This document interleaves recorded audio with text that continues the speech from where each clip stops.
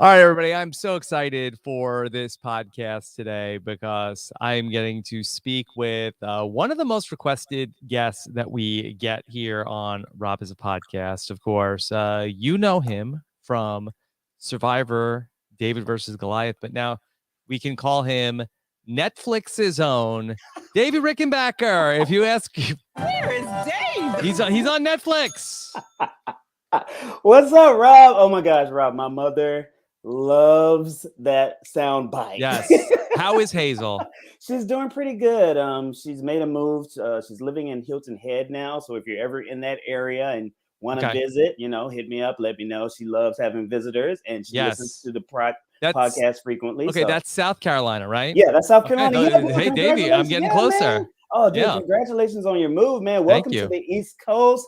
There's no confusion on what time I need to be on with you anymore. So I'm loving it, man. Congrats, dude. Congrats. But Davey, first off, congratulations that this is just we didn't have you see this coming, that perfect timing that it just got announced today that Survivor David versus Goliath is coming to Netflix November 16th.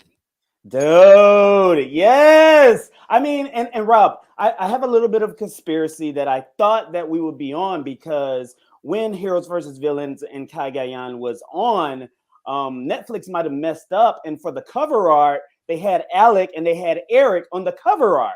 And I'm like, why would that happen? So maybe someone at Netflix messed up. And I just knew it. I knew that Micronesia and DVG was going to be next. Okay. Yeah. And so Kagiyan and Heroes versus Villains, bye-bye. They're going away. David versus Goliath and Survivor Micronesia are coming to Netflix coming up. And that was the one that, when we talked about like what are going to be the next seasons to come up. I mean, your season was like such a no-brainer to be something that's like totally accessible for new viewers to come in. I thought it was too low even when we did the top 40 countdown of the seasons. And so I think that a lot of people, get a cameo from Davey while you can, because I think that, that all those David versus Goliath cameo prices are going to skyrocket.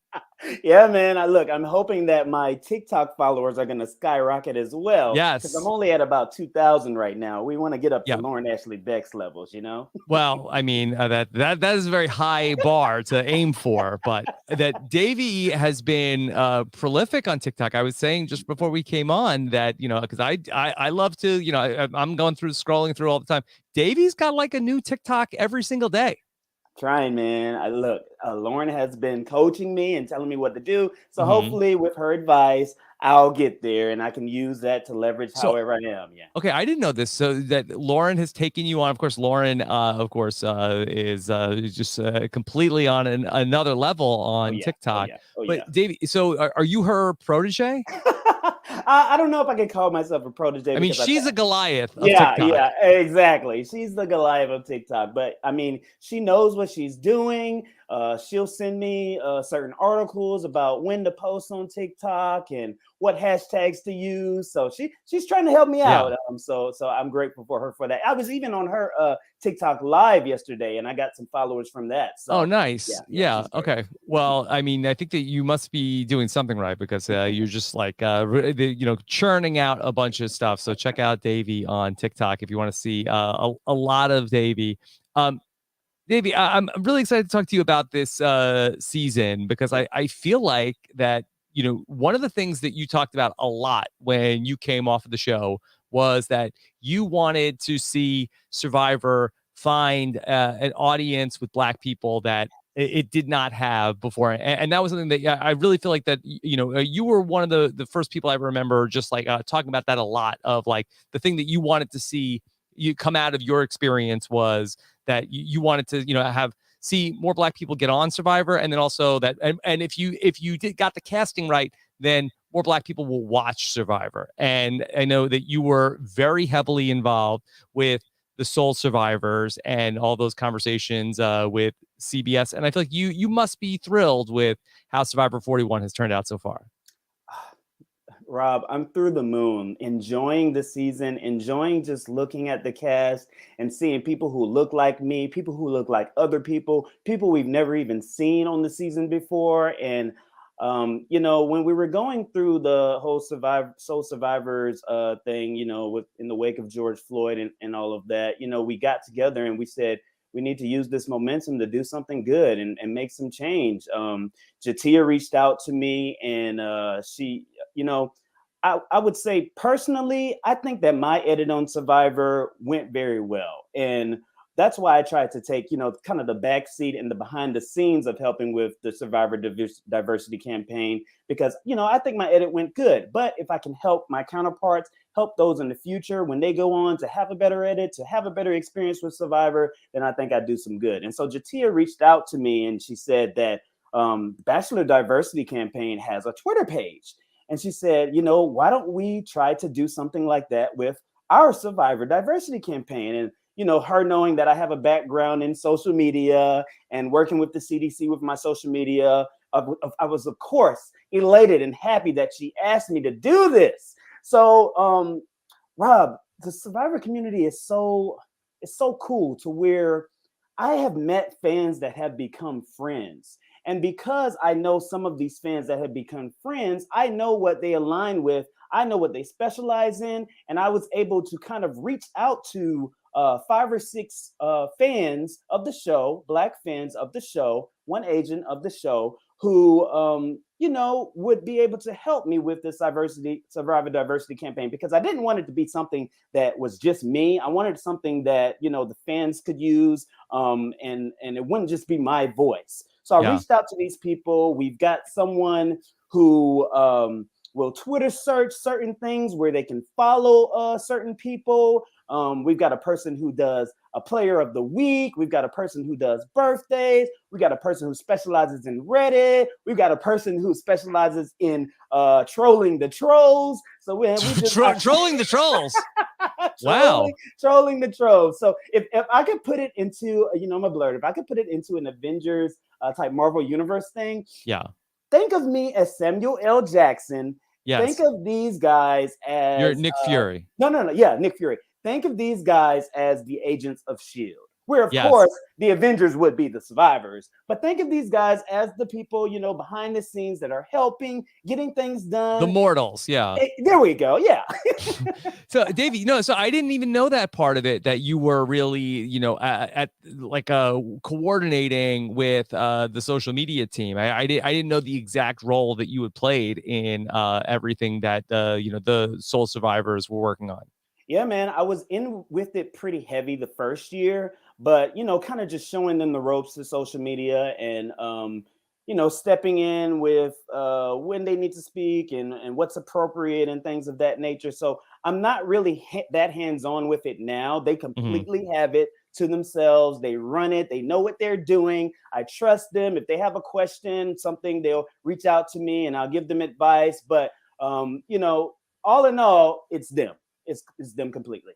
Yeah. So I got to give kudos to my team. They have wished to remain anonymous because a few of them do want to apply for Survivor. And Rob, everyone listens to your podcast. So.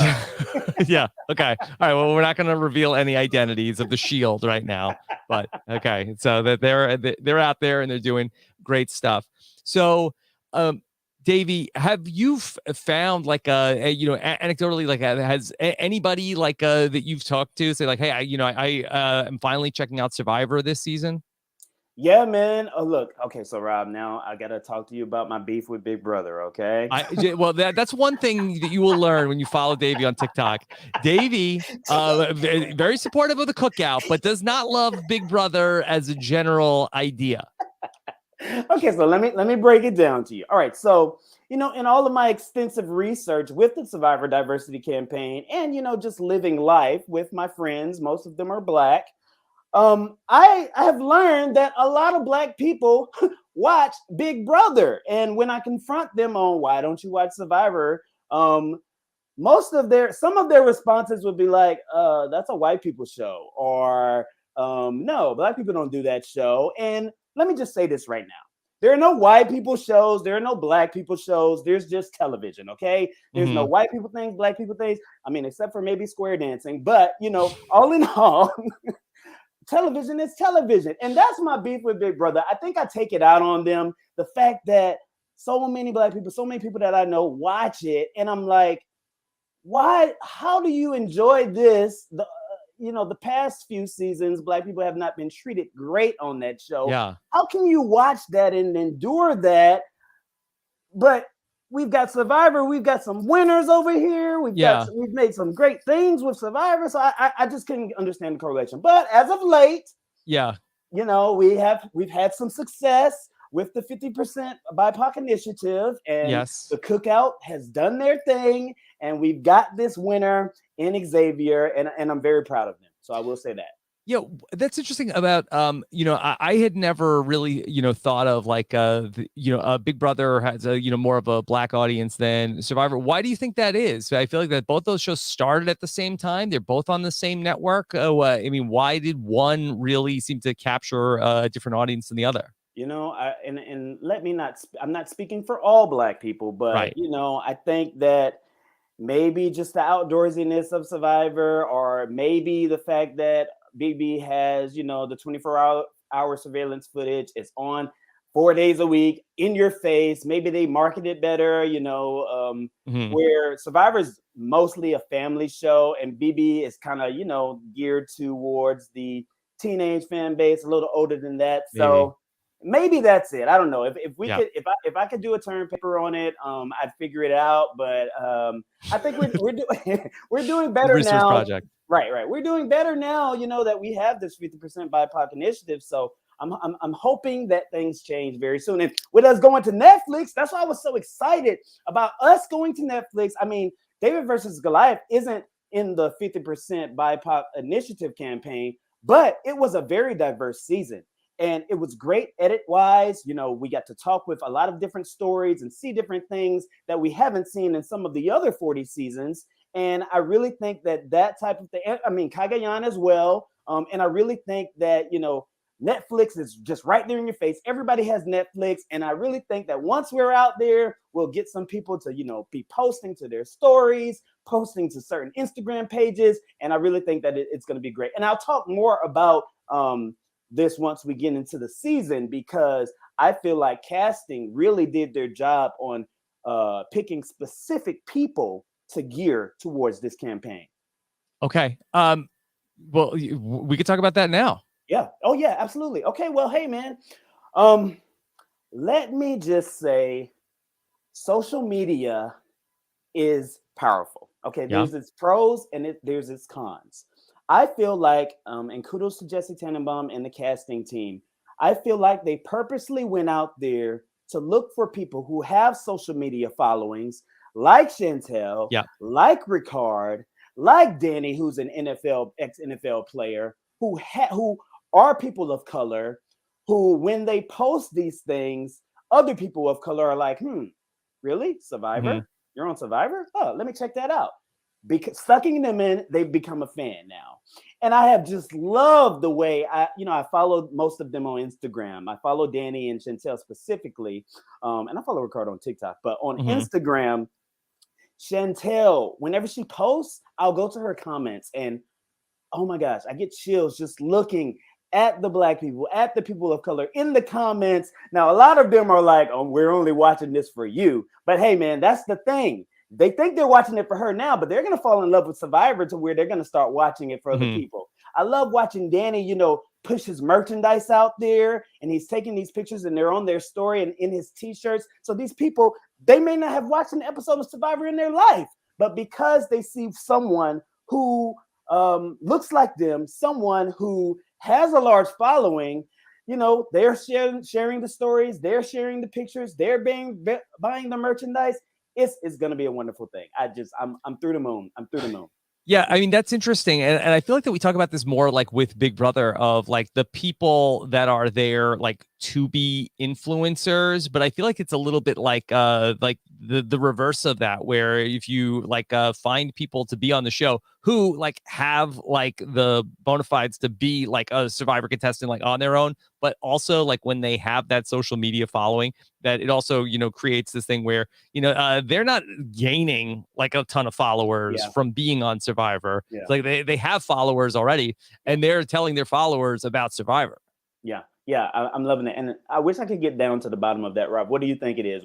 Why don't survivors get a larger fan base than the Big Oh, Brothers I or know the that's Challenge? another thing. So yeah, I wonder. It's just Big Brother. I feel like that there is like more of the drama. Like I kind of feel like that the type of person who follows Big Brother likes the 24/7. Okay, I want to know everything that's going on, and that's why I follow Big Brother. Where Survivor is more like a book, where you read a chapter and you close the book and you put it away for a week, and then you know, okay, next week we're going to read the next chapter. Whereas like, oh, I have to have all the 24/7 information. I feel like that social media is like that too, of like, oh, I got to know all the tea. I got to know all that. Got to see what's going on. Okay, who's dating who? That What are makes they sense. doing now after the house? So I think that that's part of it, where Big Brother people, because there's so much drama that happens after the season, where I feel like with especially like for Survivor, you get done playing and then there's very little drama that's going on with you and your castmates, following, I presume, most of the seasons, because it's so long after we film that you're even seeing the show. It's not like that people are like getting into big fights and breaking up and dating from the show. So I think that that's less of the soap opera after the show. Right. I reached out to one of the producers. Well, actually, I saw him in Vegas randomly. And I was like, man, why don't you guys give Survivor 24-hour footage? Throw us on Paramount Plus. He's like, you think you want that? But you don't want that. There's just, he said that there's just so much downtime that it just wouldn't even be interesting. And the things but I don't know, man. I think it'd be pretty cool. What do you think, Rob?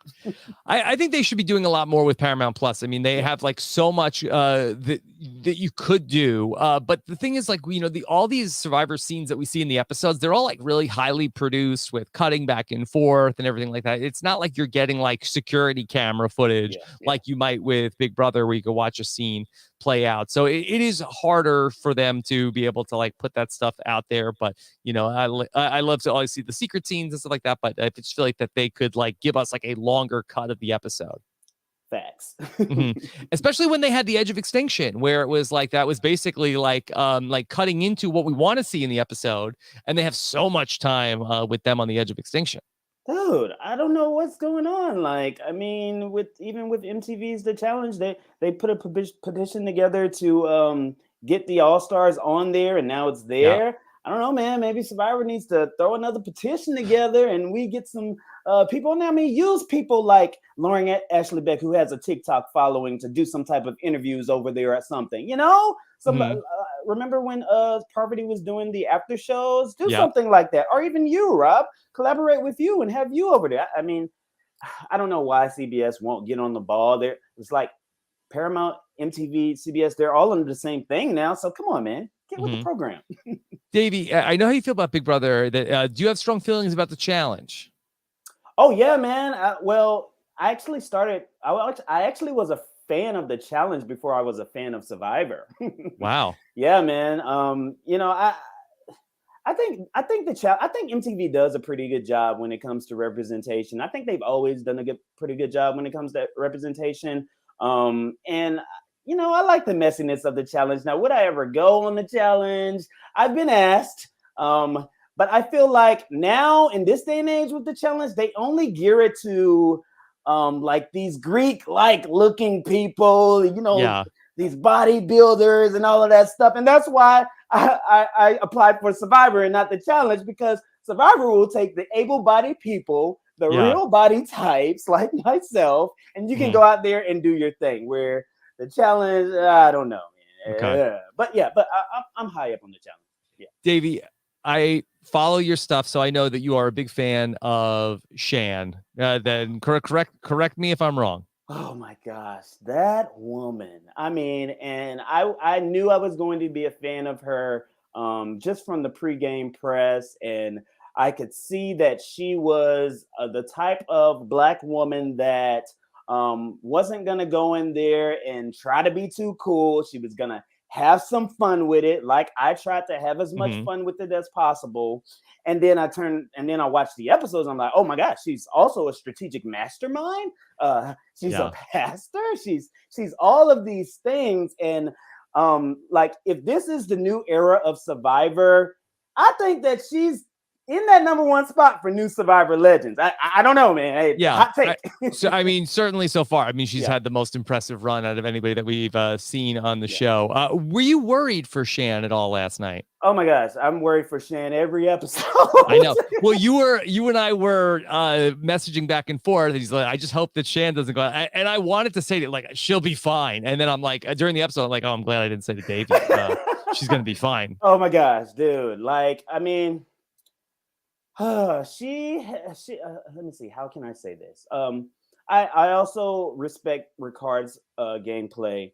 I just feel like Shan and Ricard are too close of the same type of person. I feel like they're both alphas, and at some point one of them may have to turn on the other. And I think last night was the first rift that could potentially drive them apart when it comes to making the merge. But I'm very thankful that, you know, she was able to make it. However, I don't know. I think whether this will be, that episode will be one of the episodes that's going to keep people up at night for years to come, whether it be Ricard or whether it be Shan. Mm-hmm. Yeah.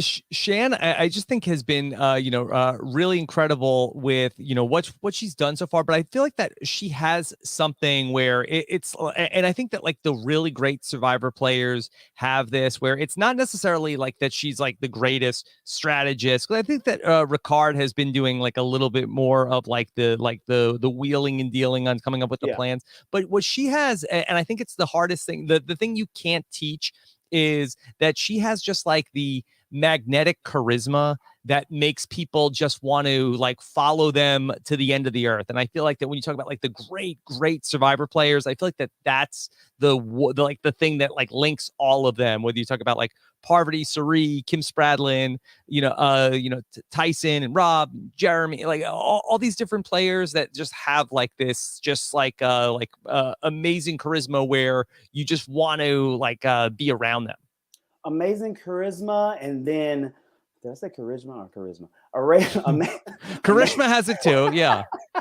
Amazing charisma, and the fact that she is a magnificent storyteller. And I don't know if that comes from her being a pastor or what have you, but I think back to the tribal that Brad went home, and JD dropped that analogy about crystals. It may not have been the best analogy, but Shan picked it right up and was able to run with it. That ability to do stuff like that is just something that's going to take you far in this game. And hey, man, going to take you far in life. It's so funny that like this group that she's been with, like we've seen this story like over and over and over again, where people are like, okay, Shan, here's my life in the game. And she's like, okay, thank you. And like, cause like, kicked them out one, and then everyone else, but no, she really, and I had a great conversation with Jeannie this morning where I had asked Jeannie about how, like, Jeannie, did you feel like at all like, that, or I asked her, who was the person that, you felt most betrayed by? And she said, obviously it was Shan, because she felt like that even though the same thing just happened to JD, Jeannie felt like, well, she's not going to do it to me. To have what type of, how do you get that skill of being so charismatic that everyone feels like you're their number one? Seeing these people give her their advantages again and again. Now, granted, she is doing the leg work, and she is acting and making them feel as close as possible, but I just don't see the logic in these people doing this. Wow, she's amazing, man. Now, Davie, this isn't something that you can identify with at all? I mean, I felt like I was that way with the David tribe. Most of the castaways from the David tribe, mainly because I could relate to them more so than the Goliath tribe. But I didn't really have that bond with many of the Goliaths. I struggled with that. And who knows? Maybe we need to see Shan with another tribe before we can tell if she can take that on. I mean, we did see her last night with Liana, and she seemed to have that same.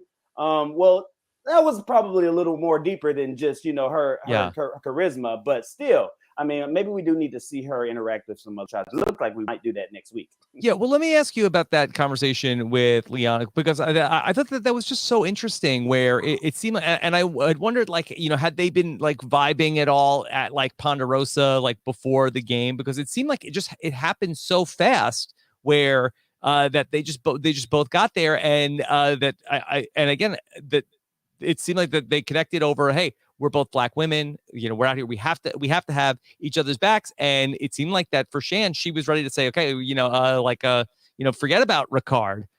This is the new person that I want to be working with. Yeah.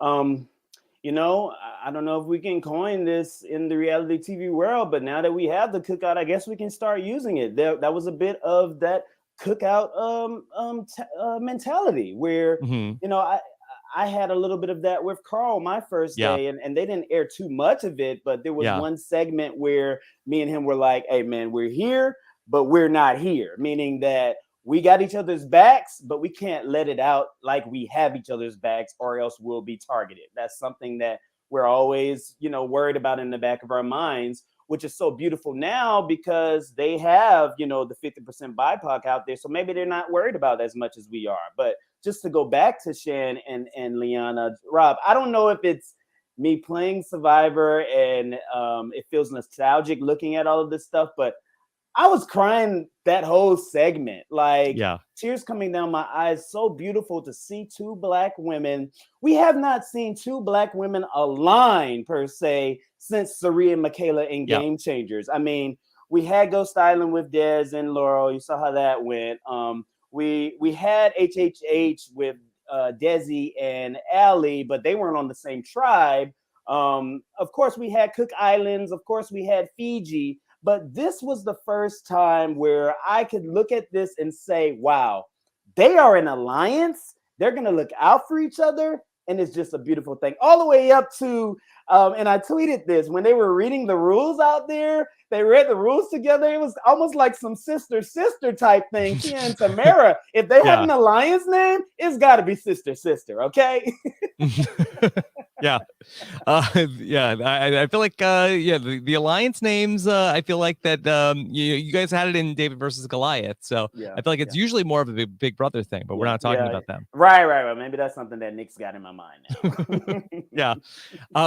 Let me go back to Shan and this conversation with Ricard, because I thought it was so interesting. And of course, in David versus Goliath, the Davids had all the advantages, and there was a lot of talking about, okay, I have this, and everybody sort of had their own thing at the point where the Avengers were starting to come together to take down the Goliaths. But here we had where Shan ended up, she had an idol, but Ricard had the extra vote, and Shan wanted the extra vote back. And Steven and I were talking about this last night. Did you think that either of them was pushing too hard in terms of like would you have like at some point said, okay, I'm gonna just like let this go?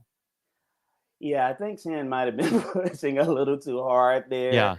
And I don't blame Ricard for saying you could just do the same thing to me that you did to JD last week. I mean, who knows what you're saying in those confessionals? You're your real self out there, but you could just be acting in front of me. So I don't fault him at all, but I don't know. I don't know if it's the edit that just makes me want to root for Shan here so much.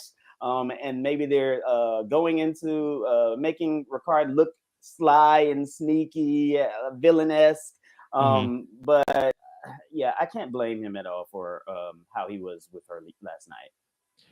Do you think that for Shan it was the right move to end up with keeping Ricard in the game and voting out Jeannie? It's hard to answer that because Ricard's very strategic. You see him, he was the one that came up with the idea of how to say the saying in front of everyone at the immunity challenge.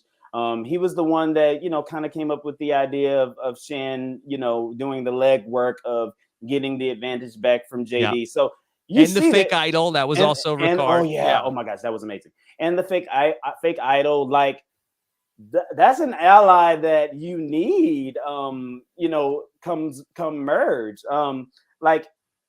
you know, when I got to the merge and I didn't reveal my idol until I knew it was time to use it. But, and of course, you know, Nick gets a lot of credit for this when it comes to the minority vote split, and rightfully so. Yeah. But if I didn't have him to talk through it with me and us bounce ideas off of each other, that couldn't have happened. So you need people like that in your arsenal to do great things and ultimately get you to the end.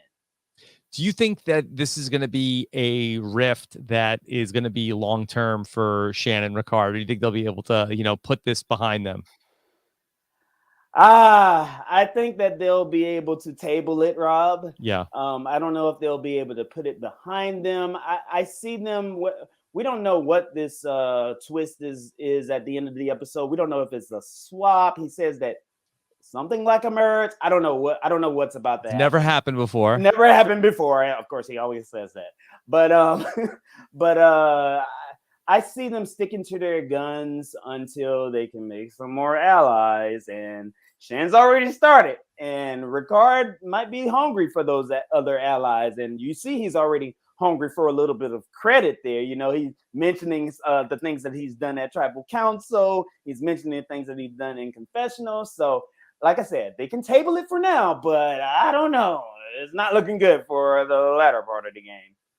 Yeah, I'm not feeling as good about Ricard as I was earlier in the season. He was my winner pick Really? coming in, but I do feel like that you know, we've seen how easy it has been for Shan to, you know, make allies in the game. It seems like that wherever she goes, she has people that are just like, you know, falling over themselves to work with her. But in talking with the different people that have been voted out of the game, I feel like that there is not really a lot of trust. With like Shan seems to be the one person who has a lot of faith in Ricard. Jeannie this morning was telling me how that, you know, nobody really trusted Ricard, but people just worked with him because, well, okay, well, I want to work with Shan, and he just sort of is like, you know, part of the package. Well, I mean, I don't know. Again, that's Jeannie's account of it all. But I feel like that, you know, JD didn't feel like that he really wanted to work with them from what I was talking with him. Yeah, I mean, I like him as a player. I like what he's doing out there, but I don't know if I would want to work with Ricard either. I mean, just from what I'm seeing, you know, the things that he's saying to people behind their back in confessionals. And it seems like, I don't know if this is just my mind, but I feel like every time he pops up, the editors will zoom in on a snake in the woods or something. Is that foreshadowing? Is he going to turn on Shan with? I mean, he has a snake tattoo. I don't know, man. I don't know. Maybe they're playing tricks on my mind, but yeah, I just don't know. Yeah. All right.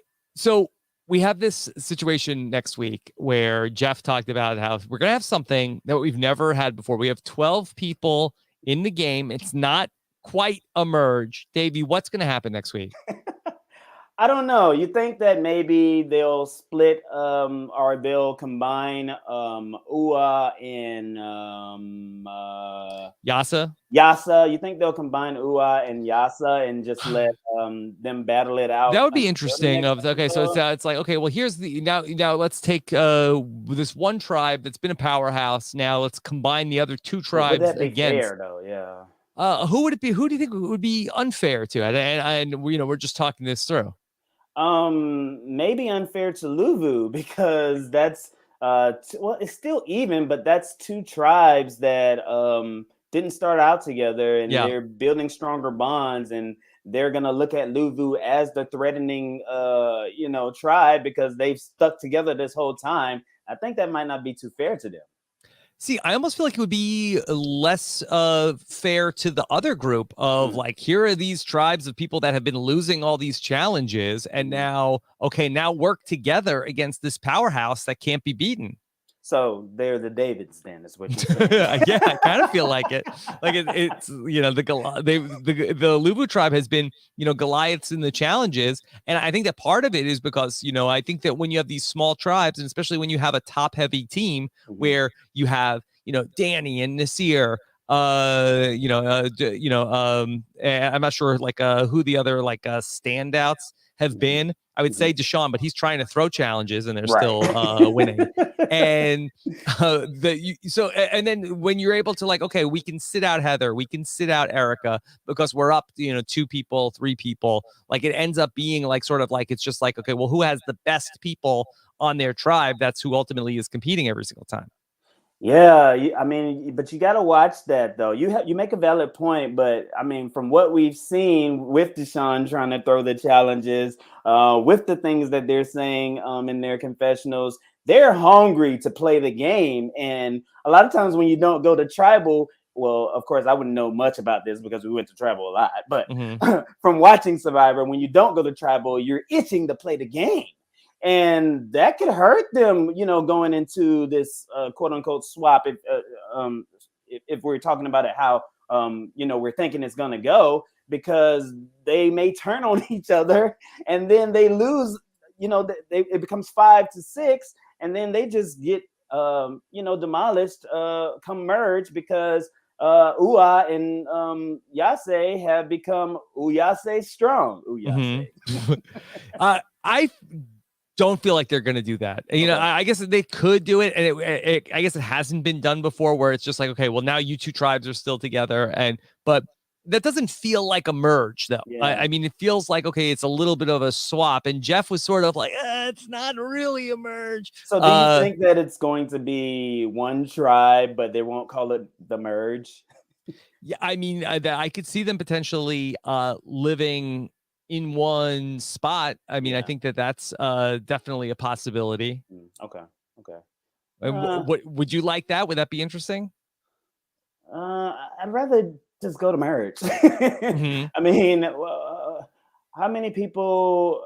If there's a final 3, then you need an uneven number. Well, an uneven number, an odd number to vote so that it's. So shouldn't they go like?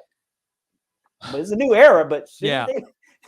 Well, it was interesting last night that Jeannie, I don't believe, was added to the jury, and that was 13. And so we have seen, like in recent seasons, not the Edge of Extinction seasons, but I believe that did your season have a 10-person jury? I think so. Yeah. So and your merge was at 13. Okay. So, I mean, in a normal season, this is like when or a normal recent season, this is when we would have a merge. So, like, I actually think that the juries are too big right now. Oh, really? I would really love to see, like, if we have like, I guess the jury must have to start next week because I don't think that they want to go to, like, for a long time, it was a final 3 and an 8-person jury. I could see them going back to that, especially now that they've established what the tiebreaker rule is. Do you think that we'll see the jury start now with we're down to 12? I think so. And I was joking on Twitter when Jenny ran to Ricard and Chan and told them that she found an idol. I won't beat her up too much, but I feel like the producers, because when we merged, they were like, we really like this group. We're really glad that this group is the merge. I feel like the producers really wanted Chantel and Ricard to make the merge. And now that they're there, why not just go ahead and call it the merge? But hey, Jeff's got some tricks up his sleeve. He's doing a lot of stuff that he doesn't know. I don't know if 41 is the test run for 42 and the rest of the 40s, the way that Edge of Extinction was the test run for Winners at War, or what. But it's a lot going on. And Rob, I'm as confused as a goat on AfroTurf. Yeah. Did you like when we had that reveal last night with Nasir? I like the way they did it. I'm not a big fan of this twist where they have to say these phrases at the challenges over and over and over again. I think one time would have been enough. I think that if Xander would have said it that first challenge, if someone would have said it that second challenge, and it unlocks, so forth and so on. Maybe have a little green light at the bottom of the screen when it activates that tribe, a yellow light, a blue light, and go like Mario Kart. But to do it over and over and over again, it gets suspicious. There's no way, Rob. I know a lot of the exit press people keep saying that they didn't have any idea, but there's no way that those people on those mats last night did not think that something was afoot. There's no way, man. Well, I kind of feel like that. I mean, that the Yasa tribe, they all knew about it at that point. You know, that the Ua tribe all knew about it, and Deshaun knew about it. Exactly. So, I mean, like, maybe Heather might be the only person, like, Maybe that might not, right? might not know. But I think everybody else is like, oh, yeah, the thing. Yeah, man. I don't know. We'll see. And then, you know, they ask us a million questions on the mat, so I'm pretty sure they could have pieced it together. But it seems like when Jeff was ready to move on, that there was so much hesitation in between him ready to move on and Nasir saying it, and Nasir almost couldn't even get it out, that there's no way that people won't know. But hey, maybe if they're going into this one tribe, it's going to be a chaotic episode, which is going to be great for our watch party. Yes. Oh, yeah, that's right. Tell me about the watch party coming up on Wednesday night. Oh, yeah. I didn't even speak about it yet. Okay. So, guys, we are trying to cultivate this Georgia fan base, this down south fan base, because we get so jealous of the West Coast and the Midwest and up north. You know, I feel like Survivor is geared towards those areas, but we're trying to change that, man. We want people to apply here in Georgia. So if you're listening and you're not far from Atlanta, Georgia, next Wednesday, the 27th, I believe is the date, from 6:30 to 9:30, we're going to be at the infamous Ron Clark Academy, where we're going to watch the next episode. We're going to have games.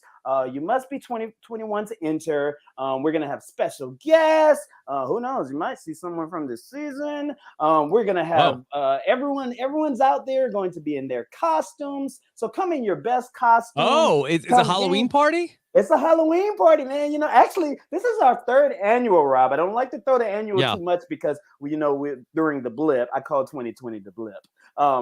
So this is our 3rd annual Halloween party, and for it to be at the Ron Clark Academy, got to shout out my boy Ron for allowing us to do that.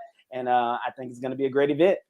Yeah. And then how do people come by? Do they need tickets ahead of time? That's right. So yes, you need to get your tickets ahead of time. Of course, I'm sure we'll work with you. There's a few people that come to the door, but check my Instagram. You can check Sharia's Instagram, T-Bird's Instagram, Rick Devins' Instagram, our Twitter, and Ron as well. We should have the link in our bios to where you can RSVP. The event is free, so we got you there. Oh, nice. You can come on in, have a good time. Rob, I even reached out to T-Bird today. I was like, T-Bird, you think you can do one of those great promos that you do for talking with T-Bird for this party? And she, of course, said she would, so I can't wait for that. Nobody does it better than T-Bird. Right, man. So she's a hype machine. So yeah, man. I mean, I'm looking forward to it. Hopefully it will be a great event, but I'm pretty sure it will be. Yeah. Davie, let me ask you a little bit about this advantage that came into the game last night. Of course, there were some interesting advantages in David versus Goliath. Of course, that was the season that the Idol Nullifier was born, and people loved it. People loved it in David versus Goliath. It came back another time. People didn't love it as much. Kind of like me. Yeah. But Davie, tell me a little bit about the knowledge is power advantage. Did you think this was a good one, or they should go back to the drawing board? I don't know. I'm kind of 50-50 on this one, Rob. And it's weird because I'm usually someone who's all up on the twist. Like, contrary to belief, I really enjoyed Edge of Extinction, both the season and the twist. Okay, tell me why did you like Edge of Extinction so much? I mean, I think that they could have done it better to where we could see some extra scenes on Paramount Plus or CBS All Access. But I like seeing, people out there, and that's what I missed about Survivor. People going through the thick of it and starving and having it rough on the edge. That's why I applied for Survivor. I wanted to be able to push myself like that. And it's interesting watching that type of thing. I think if I was out on Edge of Extinction, I might be devilish Davie out on that island and trying to get people to quit. I don't know. It seems I feel like they could have done some more with it, and I liked it. Yeah. Okay. So knowledge is power. Yeah. So I say I'm 50-50 with the knowledge is power. I'm probably just biased because I'm glad Liana has it. But this whole thing about I think it's fair though, Rob. I think it's fair because it's not like you're getting to use it on every person. It's not like you get to do it every tribal. You have one shot, just like the shot in the dark. You've got one shot, and if you get it right, you get it right. With the idol nullifier, we knew that Dan had the idol. We knew that Dan was going to play his vote, or play his idol that time. So it worked for us. So that's why it's good for Liana to be making these allies in Shan and hopefully making allies with the other tribe, because you can get that intel and information from them. And hopefully one of them will tell you who has an idol here, who has an idol there. But then at the same token, with this whole butterflies and broccoli and goats thing, it's kind of like they're telling on themselves already. So yeah, Liana kind of has an idea anyway what three she wants to ask. Yeah. So Davie, that Stephen and I talked about this last night, and Stephen really hated the part where you're not allowed to lie if you have an idol or an advantage. That was the part that he got him really against this. But I think what you're saying,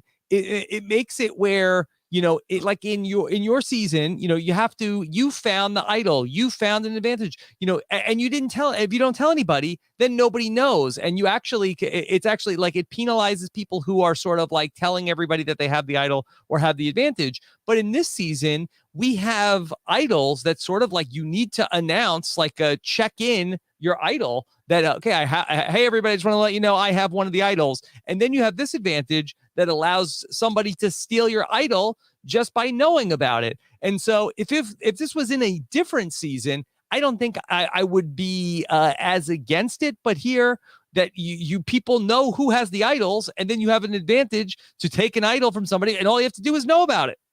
Yeah, man. And Rob, I got distracted for a second. Why did Mike White just text me and say, did you hear about us on Netflix?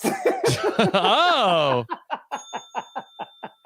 Well, not just me personally, but our little David versus Goliath chat. Mm-hmm. But yeah, man, I totally agree, dude. Like it's just a lot going on there. I feel like if they take this into other seasons, maybe it needs to be a one and done type thing. Maybe it doesn't need to, or maybe not a one and done type thing, but every few seasons, you know how they tried to do that idol nullifier the other two times and it just didn't go well. So I don't know. Maybe it's got one and done potential. Mm-hmm. Okay. We have a lot also in this season with the Shipwheel Island, as I like to call it, with risk your vote versus protect your vote. Now, Davie, you had a chance in David versus Goliath that you were able to play a game where that you could have had like a more powerful immunity idol, but had you lost, you would have lost your vote at tribal council, correct? Yeah, man, that's one of those things that keep me up at night sometimes. So, I didn't know that. So, okay, so that you feel like you wish you would have played the game more and tried to extend the power of your idol? I don't know if I would have wished. I don't know if I wish I would have played the game more. It's just running that scenario of what if, Marvel's what if? Yeah. What if I did? Because if I did, that idol would have been good for me on the next time, which I could have played it for myself. Wait, am I getting this right? I think so, because it was when Christian went home. Right. So I went home next. So if that idol, was working at 6, I could have played it for myself and I would have still been alive. So it's always in the back of your head. Refresh my memory. Well, what did you end up doing anything with the idol at 7? Yeah, I played it for myself. Yeah. Just to be safe. And Nick also played his, and Christian didn't have anything. Yeah. Okay. And Nick wasted his idol because he felt like that he was getting votes, and that people said like, no, I don't think you need it. Right. And he could have used it to save you at the next round. He could have used it to save me at the next round. I think there was a pretty good chance that he might have, but Yeah, but hey, it worked out the way it worked out. Yeah, it worked out fine. Look, you're on Netflix now, Davie. Right, man. Come on, baby. Yeah. So I was wondering if you had any thoughts about the idea of like risk your vote versus protect your vote, since you went through like a similar situation with trying to protect your vote to preserve it at that vote? Well, you saw how safe I played it. I probably, first of all, there's already confusion with the twists and the rules. I probably would have to ask the producers questions on questions on questions until I understood. And with all of that extraness, I'm probably not risking my vote because Mm-hmm. you're getting down to the wire now. You know that some type of swap or merge is coming, and you know you're going to need your vote. I mean, you may have an idol at play, so then that's something to think about. But a vote is how you make moves in this game. A vote is how you can save yourself without an idol. So yeah, I don't think I'm risking it.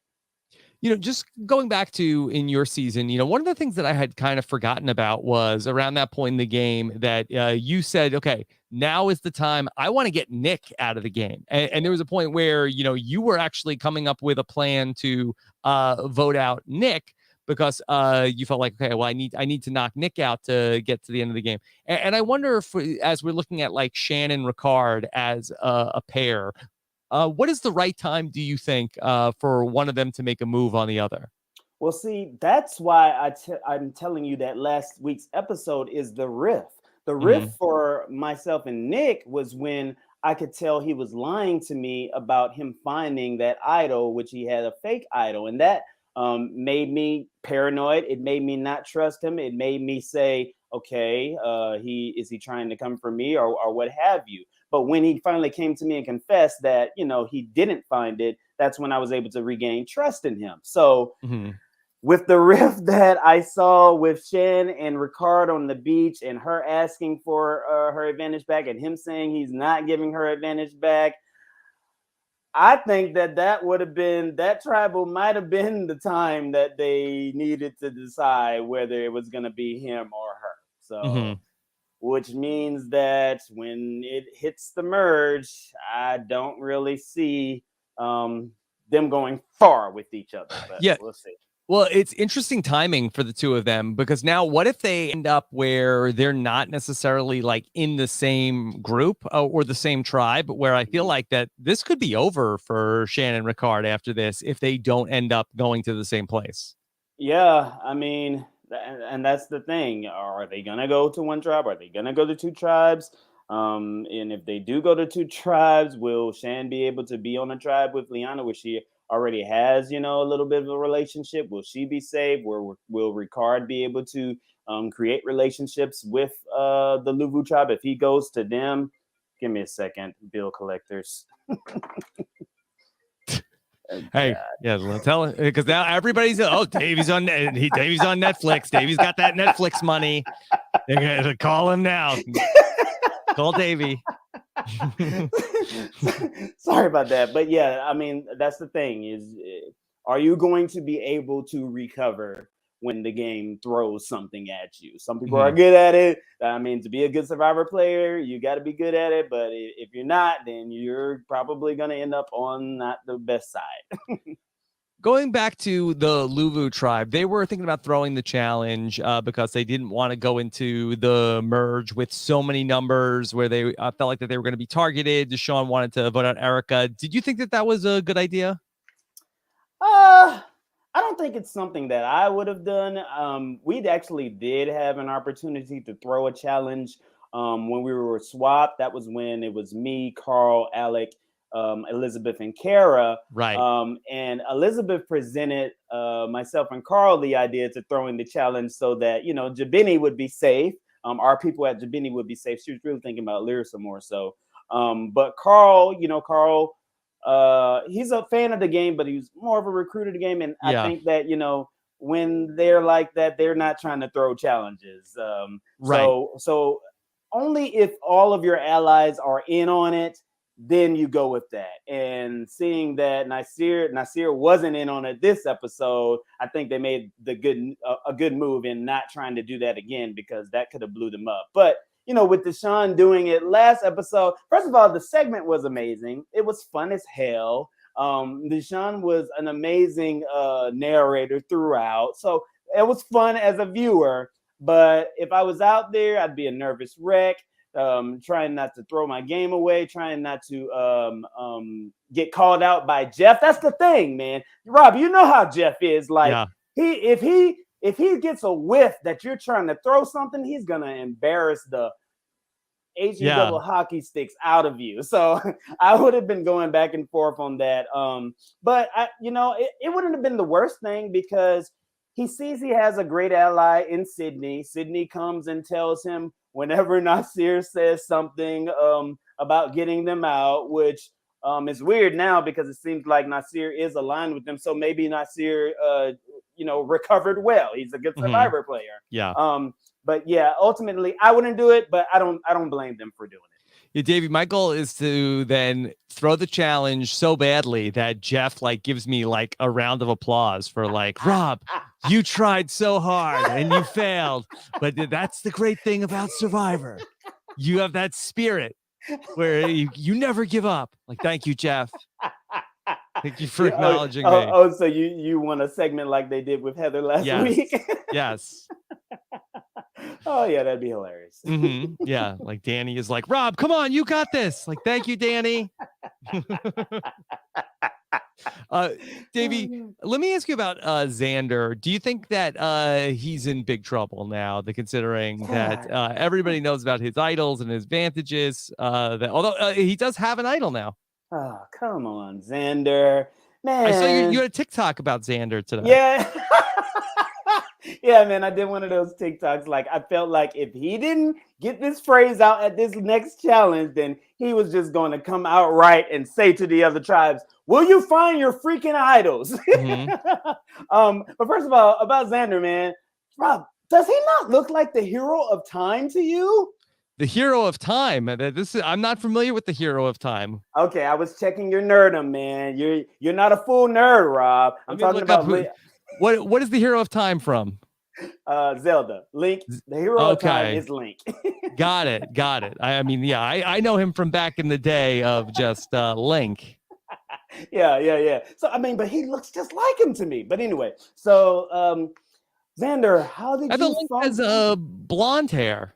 Yeah. Wait, is Xander's hair not blonde-ish? I think he has darker hair. Okay. Maybe, but no, it's more so just the way that he wears his buff. He wears the buff. Yes, I could see that. Yeah, I could see that. Yeah. It's just a little bit of hair coming out of one part of it. Xander, if you're listening, you need to go for Halloween as Link from Zelda. Look him up. But yeah, man, I don't know how he fumbled that. He didn't think that all the way through when he was with Evie and saying that maybe we bring in Tiffany. He didn't think it through that Tiffany was going to, be prying and asking questions. And he got tripped up there. He said he found the idol and then he forgot that he said the phrase and everyone knows about the phrase that pays. And yeah, I think he might be in a little bit of trouble now. Yeah. Do you think that Evie has done a bad job of making Liana and Tiffany feel like that? Look, I'm totally playing Xander. I think it's a little bit of Tiffany's paranoia. You saw that how she was during the Abraham vote. So I think that Liana trusts Evie. I think Tiffany trusts Evie to a fault, but I think the hierarchy is definitely the women and then Xander. I think Evie's doing a pretty good job there. Okay. Davey, I have some questions for you from the listeners of Rob as a Podcast. Okay. And so let me ask a question from Kelly Lynch, who wants to ask you, would Davey hand his idol or advantage over as insurance if one of his tribe mates asked for it before tribal council? If not, how would you say no, Davey? First of all, they're not going to know. I almost got too real with you there, Rob. First of all, they're not going to know I have an advantage. That's the first mistake. Yes. But if they do know that I have an advantage and they need to use it for collateral, I'm probably going to play it like Ricard. I'm like, do you trust me or do you not trust me? I probably would double down on that. I don't think that's one of them things in Survivor, man. You just don't give your stuff away. God, I'm trying to. My mother's watching this. You just don't. You just don't give your stuff away. Yeah, and that I would have. That's the second part of that question. I would have just doubled down, and if they still were persistent with that, then we'd have to go with another ally at that point. Yeah, I wonder, like, if you were like JD, could you just say, like, oh, I have to go to the bathroom and just run away and hide until tribal council?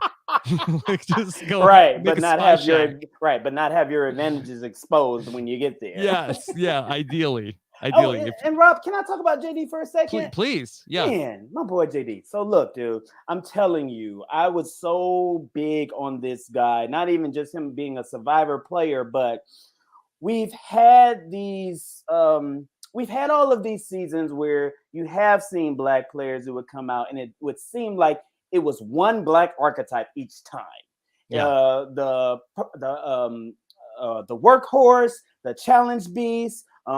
With James and Jeremy, I mean, of course, you would see the strategists here and there with Earl and Wendell, but to see, to David versus Goliath's horn a little bit. So I think they are learning. The casting is trying, the show is trying, and you saw on David versus Goliath, you know, when I was an alternate and I got flown out to Fiji, I thought the reason was they needed a Black guy out there. Imagine me getting there and seeing Jeremy and seeing Carl and saying, what? It's 3 Black men out here? Yeah. Well, what are they going to do with the archetype? We can't all be the strong challenge beast, but to have Jeremy, a gay Black man out there, Davie, a Black nerd out there, Carl, a Black cowboy out there, it's just amazing. Reality TV is finally learning that there's more types of Black people than just one. And that's why it's so beautiful to see JD in this surfer type Black guy. I've never seen something like that. Passionate about the game, super fan. I was just all in on JD. And I think that, you know, his biggest downfall was that he came into the game and played with his whole heart, where he probably, you know, should have been a little apprehensive, but I don't blame him for the way that he came. He came in balls to the wall, and he's definitely a character. The same way that I'm talking about these new legends with Shan, he's definitely a pre-merge legend. Yeah. I love JD also. I just loved, you know, seeing like a young person come in and, you know, being such a fan of the show, and just like where you can like feel like the excitement coming from them, wanting to be there. And I just thought that, you know, he was just really fun to watch. And I was very sad to see him go last week too. Yeah. He was great. Yeah, I have a question for you. Would JD have done better in the game if he stopped trying to emulate Wu and Ozzy and just embraced his Survivor blurredness? Yeah, man, he absolutely would have. I think that you kind of can get caught up on playing like your idols. And, you know, I played the idol for Christian because I wanted to play the idol for Christian, but Jeremy playing the idol for Fishback had a big influence on me doing it. And sometimes you can get caught up in that, and if you don't play it the way that you want to play it, that's why whenever someone asks you for advice to get on the show, and I think people may get a little annoyed with us as Survivor fans, Survivor players, because we'll be like, just be yourself. No one wants to hear that. Just be yourself. They want to know the keys of how to get on the show, but it really is just be yourself, because you will be able to, you don't have to code switch. You don't have to be anyone different. You don't have to get caught up in this lie that you've created. You can just be that authentic person. And for the most part, it should take you where you need to go. Do you feel like in hindsight that wasn't a good move to play the idol on Christian? No, I don't.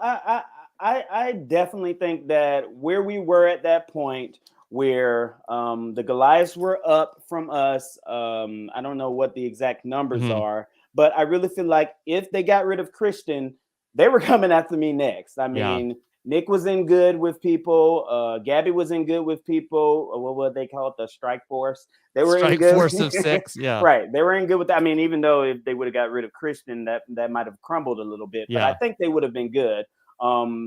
I wasn't a challenged beast, but I think that they would have seen me, being that guy that's, a good stature, and Yeah. maybe we go after him. Not to say that Carl's not of good stature, but I'm a little younger than him. I think they probably would have came after me right after Christian, and I wouldn't have.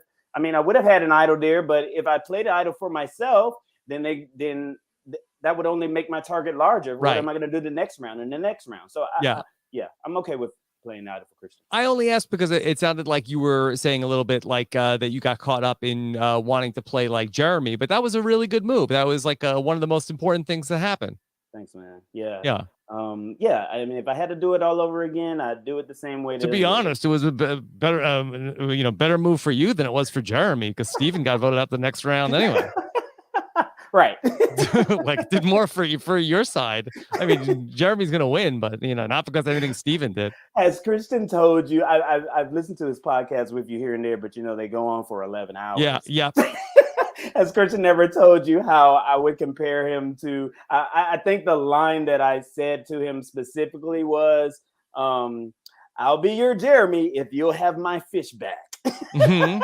Mm-hmm. And I thought for sure that was gonna make the cameras, but it didn't. But yeah, he said that when you and both Nick was comparing me to Fishback, I was like, oh, these guys don't want me to win. Of course we do. Shout out to Christian, man. I reached out to him about the Netflix thing. I'm gonna need some things for him soon. Yeah, was he excited? Oh, he's excited, man. Everyone's excited, man. We're gonna milk this for what it's worth. Yeah. Okay, that's really exciting. Maybe you have to come on the Nothing But Netflix podcast with Chappelle now. Who's Chappelle? You mean Brandon, Rob? No. His mama calls him Brandon. His mama named him Brandon. I'ma call him Brandon. I don't know who the Chappelle character is you guys got on RHAP. No, I'm just joshing. Chappelle's my boy. I know. We got up a few weeks ago. We went down to Charleston, South Carolina for a housewarming party. Yes. And, we all just kicked. And if I recall from his social media that you had an issue with the screen door. I didn't know he posted. I don't think it was a video. I think he just talked about it. Yeah. So we've been drinking and doing some things, and you know how it is, man. When it's a brand new house, the screen door was there, but and so I definitely walked straight into it. But that's what I was talking about earlier, Rob, about the fans becoming friends. Like, yeah. I met these people on Twitter, and just for anyone listening, the best way for me to become your friend is for you to make me laugh. And that guy right there, Brandon Chappelle, is one comical person. Okay, I know, Rob. No, I know, dude. And Rob, I have to give you your kudos too, man. Just that RHAP 2020 class and you reaching out for more diversity, that was amazing. And I also need to kind of apologize to you, dude, because before I started doing these podcasts and things, I didn't know anything about the podcast world until after I played Davie versus Goliath. And I would listen to you guys week to week, and I kind of would look and I'd be like, they don't have any people of color out there. And for you to make that change, dude, I really respect you for that, and I really appreciate you for it. Well, I appreciate that, Davie. And I just wanted to, especially like when there's like things that are like that I don't know a lot about. Like I always want to have like people that I can talk to that can, explain things and be able to like to speak, their truth about things. And so, I apologize for, coming to that understanding. It's probably too late, but I've been, we were very fortunate. There were so many people that wanted to step up and, come up here and, jump on these microphones and, talk about these shows that we all love and that bring us together. I love it, man. And that makes me think of something else when you talk about learning. One thing that I would see in the BB community and the Survivor community, reality TV world community, is a lot of hesitancy to calling players Black players. You'll see them saying African American or people of color. So I want to just say and I'm not speaking for all Black people, but it's okay. It's okay to call us black players. It's okay. I feel like a lot of times people will say African American because they think they're cleaning it up, or a purple person of color because they think they're cleaning it up and being respectful, and they're trying to be respectful. But in actuality, all people of color don't face the same struggles that others face. So Mhm. when you're talking about black people, we want to be known as black people. I saw when Xavier won, a lot of people were saying the first African American black winner. No, man, call him the first black winner, dude. He can sit in that and be proud of it. But I know it's never meant, Yeah. off-putting, but just so that people will know in the future, it's okay for us to sit in our blackness. Okay. Well, those are the kinds of things that like I think it's great to talk about, because that, and I am a little bit older, but like I feel like that, I was taught, African American was more preferred than black. Now again, that maybe I'm not hearing that, maybe that's white people telling other white people like, no, say African American, Yeah. and don't say black. So I'm glad that like we're in the space where like, we can have the We conversations of can like, not have the just conversation. yes, And that's what's so yes, powerful about it. Yep. yeah. Davie, let me give you a question from Taylor Downs. Who on this cast would be the most fun to cosplay with? You got JD. He looks fun. I've already pitted Xander as the hero of time. I don't know if he'd be into cosplaying. Evie's looks like she's kind of geeky. She'd probably be into that type of thing. Yeah, so maybe those three. Mm-hmm. Okay. How about this is from Baby Andy, who said, Davie, Yeah. Luvu has 50% of the numbers coming into next week's shakeup. Should Danny and Deshaun try to get the Luvu the majority, or should they throw Erica under the bus? So let's say hypothetically they merge 6-6.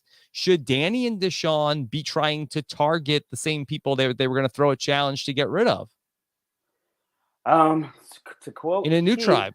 to quote Keith now, they probably should just stick to the plan there. I mean, Mm-hmm. double down on it. If you think that Erica's, I mean, and I love Erica, but if you think that you can't trust her for whatever reason, and you'd rather trust Sydney, then you go ahead and dwindle those numbers down. Maybe they're looking on the other side and seeing people that they do want to align with, and they don't want to be Louisville strong. Mm-hmm. So maybe that's what it is.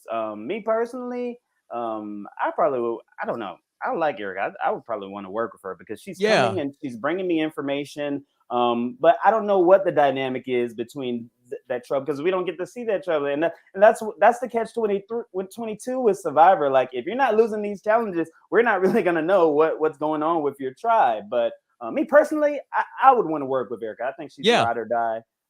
But yeah.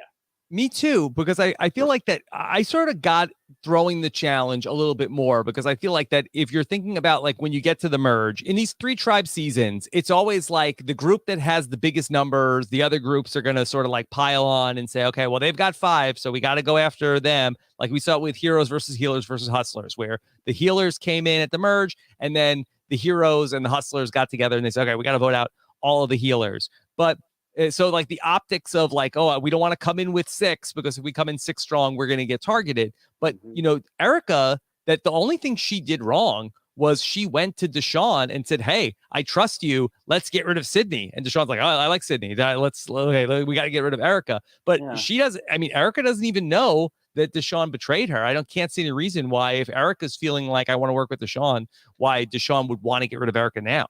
Yeah, and I mean, kudos to Deshaun because he played it well. He didn't, he kept his poker face on. He made it seem like it was a possibility. But I think if I was Deshaun in that moment, I wouldn't have even told Sydney. I would have just kept that in the back of my mind and used it whenever I needed to use it. But see how loyal Erica is once your tribe is faced with adversity. I mean, you're in a good spot right now with Nasir and Danny. And I mean, you're in a great place right now, Deshaun. So, I mean, me personally, I think I would have just kept it quiet for a while. Yeah. Mm-hmm. Okay. Ben F wants to ask you, Davie, if you had gotten a phone call from Jeff Probst before the season about the planned twists and advantages, what feedback would you have given? Now, Of course, one of your castmates, Mike White, has of course that has a lot of sway with Jeff. That they had a whole idea for the season. They threw it out because Mike White said, "Is it fun?" And they said, "You're right." When they went back to the drawing board, they came up with a whole new idea for the season. So if Jeff called you, Davie, what do you think you would say to him? If Jeff called me, I would say, Jeff, we just got this new fan base from Netflix. Yes. Let's not confuse them. Let's not throw a whole bunch. They love it. They love Survivor. Oh my gosh. All you had to do was put 2 of the best seasons on there. They love it. So let's not change the game, Jeff. Let's just go with the flow. Of course, let's add a little more diversity in there. You did go with that, Joe. Jeff, let me give you kudos there. But let's not mess with the mechanics of the game too much. No one's complaining about that other than Fire 4 making and Edge of Extinction. So, let's leave it the way it is, Jeff. Yeah, nobody's like, you know what I don't like about Survivor? Too boring. Not enough stuff going on. yeah, man. I don't know. I think Jeff is trying to stay with the times. Survivor's been on for 40 seasons. He's trying to spice it up. There's all these other new reality shows now that are doing different things. I saw a freaking dating show where you kind of get to cosplay and Sexy Beasts. That's it. Yeah. There's he's trying to keep up with the times. I won't say so he can get that Emmy, but I'm pretty sure that's in the back of his head. Yeah. Davie, would you go on Sexy Beasts? I would go on Sexy Beasts so hard. Oh my gosh. Sexy Beast casting, if you're listening. Yeah, man, I would do it. Actually, Rob, I've got an exclusive for you, dude. Yes. I'm going to be next month. I can't really talk about it too much, but I'm going to be on the Steve Harvey show in a dating sequence. Wow, for real? This is happening? It's already happened. It's been filmed. Okay. So I'm not supposed to talk about it too much. So let's not take it to the internet, guys. But just for you guys right here, because you're family, and I know not too many Steve Harvey people are listening to this anyway. Okay. But I'm gonna be on a dating sequence, and there will be some familiar faces. So. Okay. All right. Okay. Are you like The Bachelor? I'm one of the there's a bachelorette, and I'm one of the bachelors suitor competing. Okay. Yeah, all right. Well, you have to let us know when that's going to be. I sure will. I mean, I already told Bryce. I was like, "Hey, man, if you want me to come on the show and talk about it, I wouldn't mind." So he said, okay, we'll see when it happens. Davie, did you get to meet Steve Harvey? I did get to meet Steve Harvey, man. How was Steve? Actually, me and him went back and forth with the jokes here and there. So it's gonna be hilarious. Steve Harvey is Chappelle's frat brother. And he talked about. I remember Chappelle talking about my frat on the David versus Goliath countdown. So let me just clarify one thing. Kappa Alpha Psi Fraternity Incorporated is the frat. Okay, Omega Psi Phi. I mean, they're cool, but Kappa Alpha Psi Fraternity Incorporated is the it frat in HBCU, Black, Greek, fraternity, and sororities. Okay, good. Let the record show.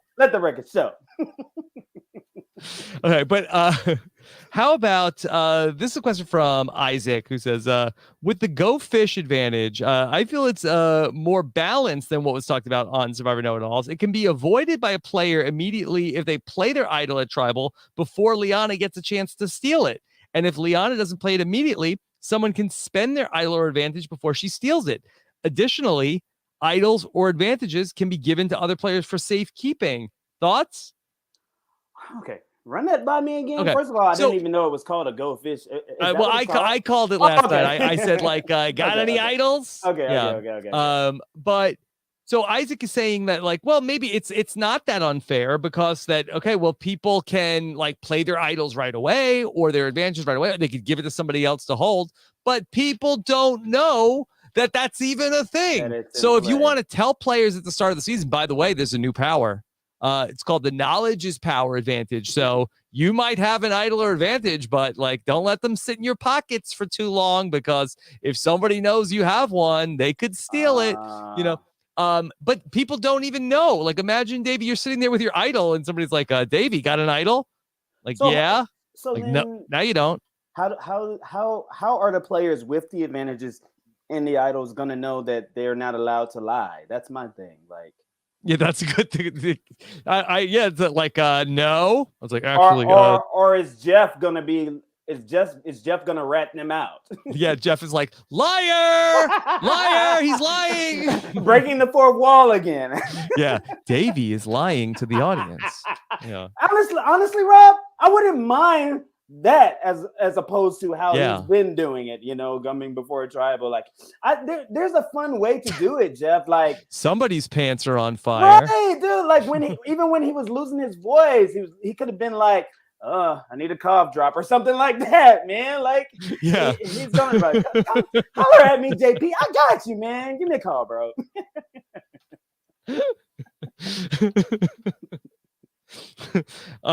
Amanda Fallon was, would Davie volunteer to go to Shipwheel Island, or is that too risky? I think it's too risky for me. I think in the back of my mind, like, I think when people volunteer for that stuff, they be wanting screen time and they know that's a guaranteed way to get it. Mhm. But for me, I don't know if I would be volunteering for that, especially not in the earlier part of the game, because I haven't made those strong bonds. And anytime away from the camp, you got to know that they may be throwing your name out there. So I don't think in the beginning of the game I'm doing that, but maybe as the game progresses, if there's more Shipwheel Islands when we come to the merge, maybe I might go for that. Davie, Andrea Christie Trantham wants to say, Shan and Liana commented on how their moms would have loved the view on the island. What were you most excited to show your mom when she visited? Oh my God. Well, first of all, I was more excited about telling my mom what I did and how she helped me do it. So, the one challenge that I won was the immunity challenge, where we had to scramble the words. And ever since I've been a little boy, my mother's had us playing Scrabble. And if it was not for her having me playing that game, I would not have won that challenge. Now, you let Carl tell it. He said that I was looking at his word and that's how I got it. But I'm here to tell you that that's false. And if it wasn't for Hazel Rickenbacker, I wouldn't have been able to do it. But now when it comes to sceneries and views, well, she came out there, so she saw it. But, just the ocean and Fiji is so beautiful, man. And just for her, that was my mother's first international trip. So for her to experience that, I was so grateful that I was able to give that to her. And she can't wait to go back. Who knows? Have you ever gone back? Oh yeah, man. I went to Fiji John, the mayor of Slamtown was so gracious enough to give me his ticket because he wasn't going out there. So I had a free ticket from John, and then another one of my friends said that he would just buy his ticket. So me and two of my frat brothers went out there, and we just experienced Fiji. And but we couldn't get any boats to go to the islands. Like, I was trying to do that stuff, but it was really hard to get out there. I don't think it was during filming or anything, but it was just really tough. And the language barrier wasn't great, but Fiji was amazing. We did get to go on a paradise cruise one day with a lot of other Americans and Australians. We had fun out there. Not too many familiar faces, and then as I was leaving, Natalia was coming. So I got to say hey to Natalia for a little bit. But yeah, I would love, once the world settles back down and we're able to travel more frequently, I'd love to go back out there to Fiji with, a larger group. Yeah. I always think it's wild that the survivors, then they go and they visit the island that they played Survivor on. I'm gonna tell you why I wanted to go out there. I've got John's jacket out there hidden, and I wanted to get it back and sell it on eBay. Okay, this is huge. Okay, so the mayor of Slamtown's jacket is hidden. Why did you bury it? I buried it. I mean, I used to wear it in confessionals and stuff. They never chose any of those confessionals because I'm sure they just wanted to have me, doing the slam and wrestling the jacket, and that was enough. Yeah. But if I wasn't blindsided, I would have brought it back with me. But because I was blindsided, boy, it had to. What's with David versus Goliath in jackets? Oh my gosh, you don't even know the half of it. There was also a segment with Allison, myself, and Alec over Alec's jacket that didn't air. And probably if I would have won the season or Allison would have won the season, you might have saw that. But it's just what something happened? About the jacket. Well, I kind of used Alec left his jacket somewhere, and I think I went and found it, and I kind of used it as leverage, and I kind of proposed to Allison, like, will you work with me if I give you this jacket type thing. It was really corny, but it was kind of funny.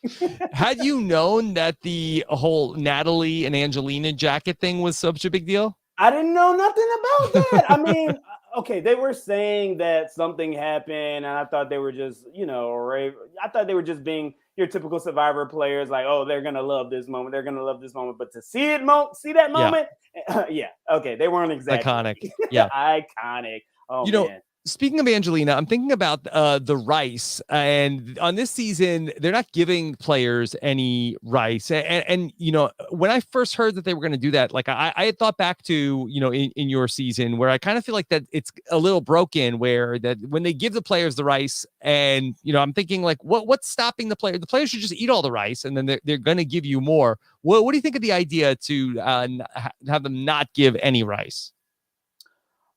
Just because I am a fan of going back to the basics and Survivor being hard and struggle, I like it. I like us seeing us be at our wits' end and having to deal with that. I mean, I'm thankful for Angelina for getting us that rice, but if we didn't have that rice, we would have been able to tough it out. I think we would have saw, even some fun moments, of us being deprived and pushing ourselves further. But I'm not too off on them getting the rice. Now, the thing that I am off on them doing, I hear that they may have given them swimwear this season. Now, I haven't seen it myself, but if they did indeed get swimwear, then that's definitely not a harder Survivor season, because having a change of clothes goes far. Okay, so I had seen a lot of articles about how they were not they had not gotten their bathing suits, and it was like people were saying like look, this is actually like a health issue of not having the bathing suits. I know you guys didn't have it because Tyler Perry said that's not such a hot idea. Come on, TP. Come on, man. Work with me, Tyler. Mike White wouldn't suggest something like that. No, he would not, man. Especially not with the White Lotus. You got to have those swim trunks and have that, So Tommy Guam says, let me ask two of my questions into one. What has a better chance, Davie being in a second season of Survivor or Davie being in season 2 of the White Lotus? Bing.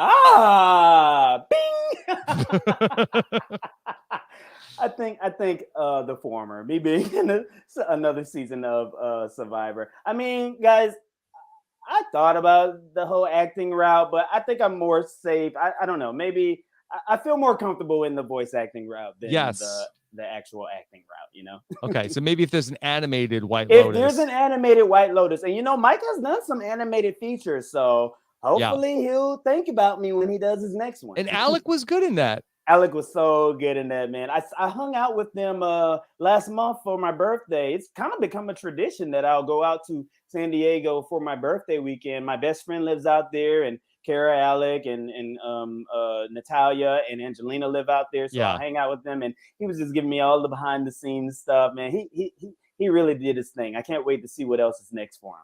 Okay. What about you with voice acting? Oh man, dude, voice acting's been coming pretty good for me this year.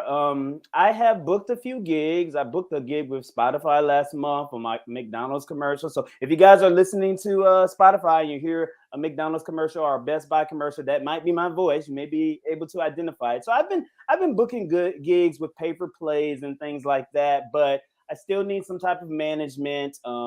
Hopefully once this Netflix hits and they see what kind of, see what range I have out there and how charismatic I am, some people will start reaching out to me and I'll be able to do more with it. But I think I'm in a good place for it now. I'm here in Atlanta where there's a lot of opportunities here. So yeah, man, sky's the limit. I'm real big on manifesting things, and I want to be able to manifest some secure work when it comes to voice acting in my future.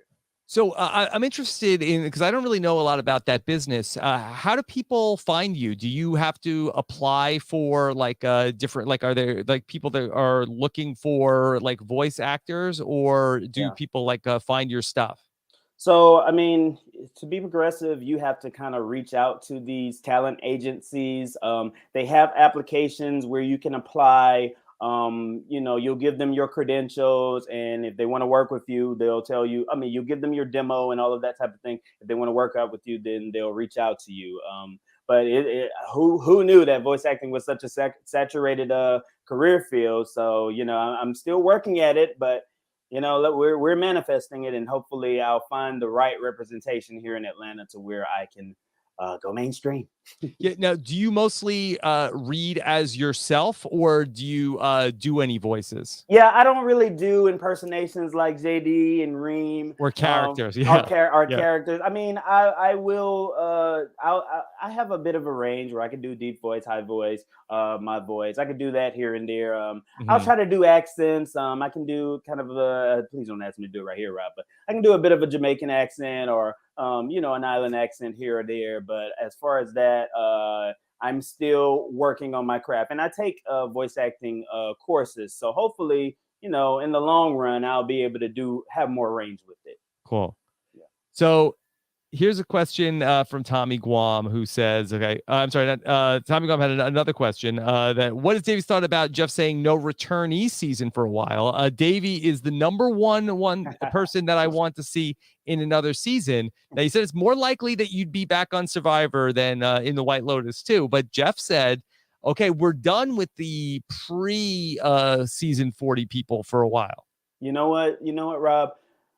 I'm gonna shock everyone. Like, it doesn't bother me that much, only because we're going into this new era of Survivor. It's a new game. It's 26 days. I wouldn't mind them, rebranding and making it this new thing. Hey, I got to play Survivor. I got to have my dream. My dream come true. Of course, I didn't win the million, but I mean, I got to do it. And that's one thing about me, and one thing about other Survivor players. I see a lot of Survivor players who get too cool for Survivor, and they can't post about it. They can't go on the podcast. They can't do cameos. Well, I'm not that guy. I get to live Survivor every day of my life. I'm going to tweet too much about it. If you don't like it, you don't like it. So, I mean, I'd be okay with it. But I mean, I would love to come back. And I don't think that Jeff is going to double, he said he wasn't going to have a Winners at War, and that happened. I think that in the future, maybe not in the next 4 seasons, but he's definitely going to drop back. And maybe that's a way to bring 39 days back whenever we have a returning season. Yeah, I can't see that. Like, look, maybe like if they were going to retire like the old guard of like, a lot of the people that, have played like, the Robs and Sandras and Harvey and, like I understand it's like, okay, well, that's but there's so many people from the 30s that didn't really get a second chance to play that I there's no way that they say like, okay, they're like, okay, that's the drop the first 40 seasons, we're only going to cast all-stars from the last 4 seasons that we've had.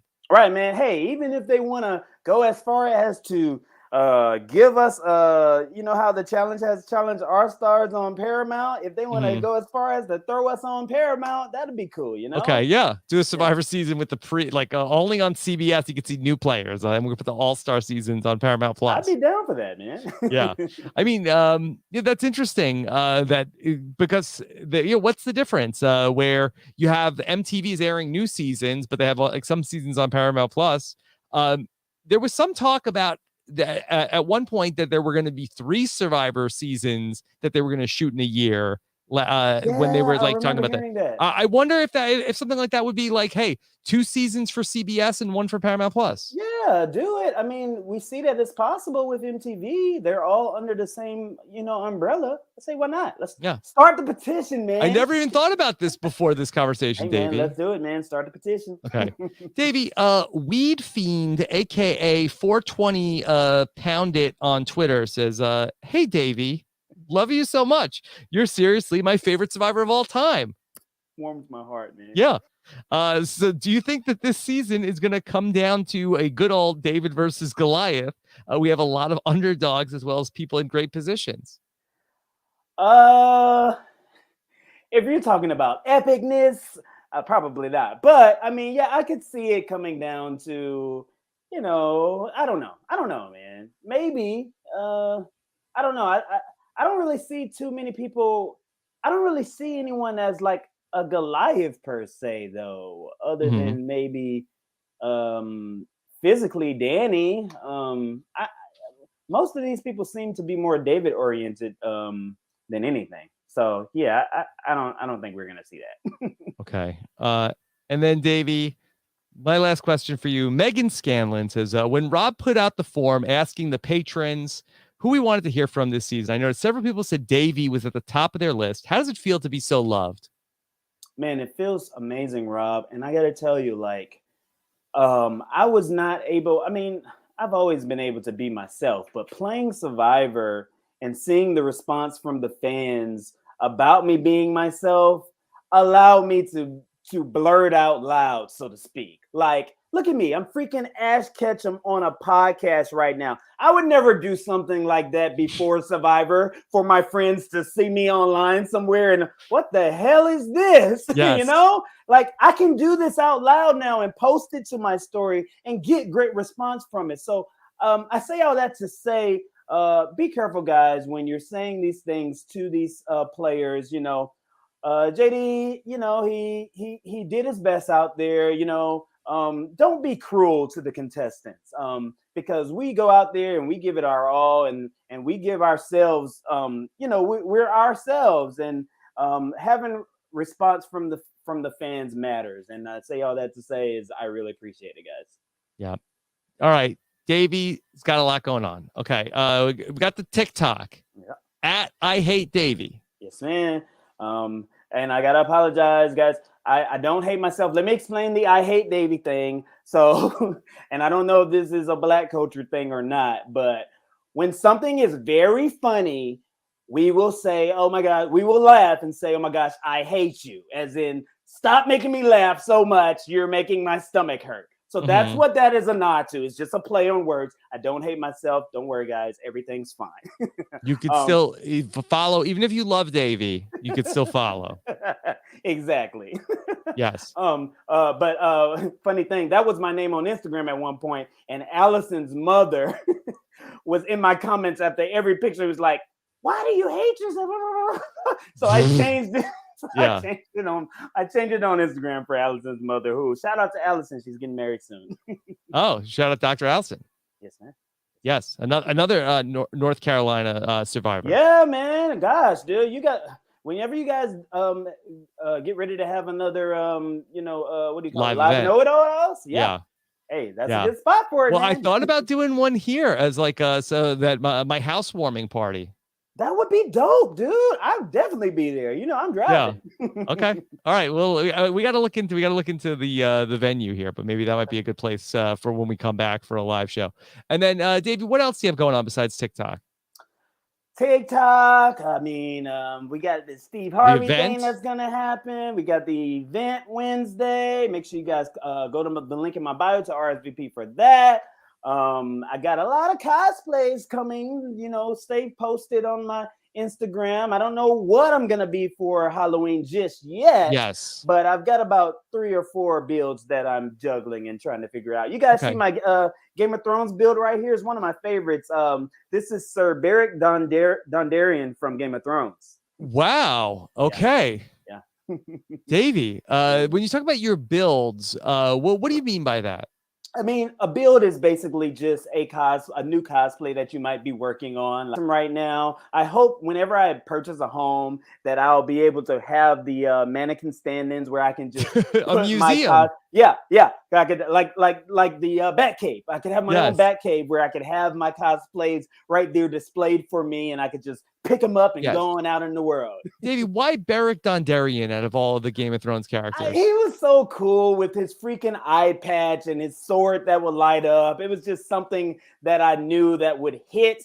And I went to watch Game of Thrones finale at a live event that also was a costume contest. Yeah. And I thought, what in this costume contest could I get the crowd going at? And so when I got out there and my sword lit up, oh, you had the flaming sword too? It didn't actually light up, bro. Oh. I had like orange and red papers in my hand, and I did it, and and it went everywhere. But I won the contest, so hey man, Sir Barry did it for me. Yes. Compared to the Game of Thrones finale, people are like, yes, this is much better. Right. We love this. Right. We love the paper fire sword. Yeah.